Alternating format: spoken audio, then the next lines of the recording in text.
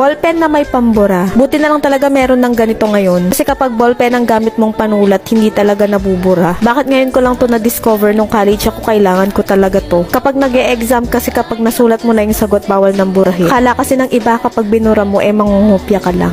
Char. Napakamura lang nga nito, wala pang 100 tapos 12 pieces na. Kaya kung bet nyo din ang ganitong ballpen na may eraser, yung link ilalagay ko na lang sa comment section o kaya ng Yellow Basket.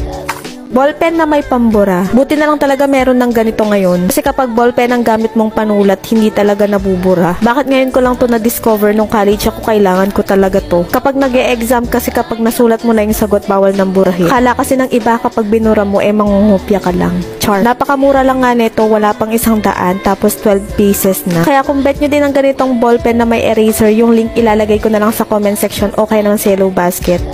Ballpen na may pambura. Buti na lang talaga meron ng ganito ngayon. Kasi kapag ballpen ang gamit mong panulat, hindi talaga nabubura. Bakit ngayon ko lang to na-discover nung college ako, kailangan ko talaga to. Kapag nag-e-exam kasi kapag nasulat mo na yung sagot, bawal nang burahin. Kala kasi ng iba kapag binura mo, mangungupya ka lang.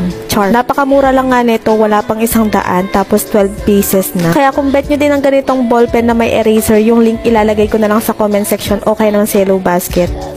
Ballpen na may pambura. Buti na lang talaga meron ng ganito ngayon. Kasi kapag ballpen ang gamit mong panulat, hindi talaga nabubura. Bakit ngayon ko lang to na-discover nung college ako, kailangan ko talaga to. Kapag nag-e-exam kasi kapag nasulat mo na yung sagot, bawal nang burahin. Kala kasi ng iba kapag binura mo, mangungupya ka lang. Char. Napakamura lang nga nito, wala pang 100 tapos 12 pieces na. Kaya kung bet nyo din ang ganitong ballpen na may eraser, yung link ilalagay ko na lang sa comment section o kaya ng Yellow Basket.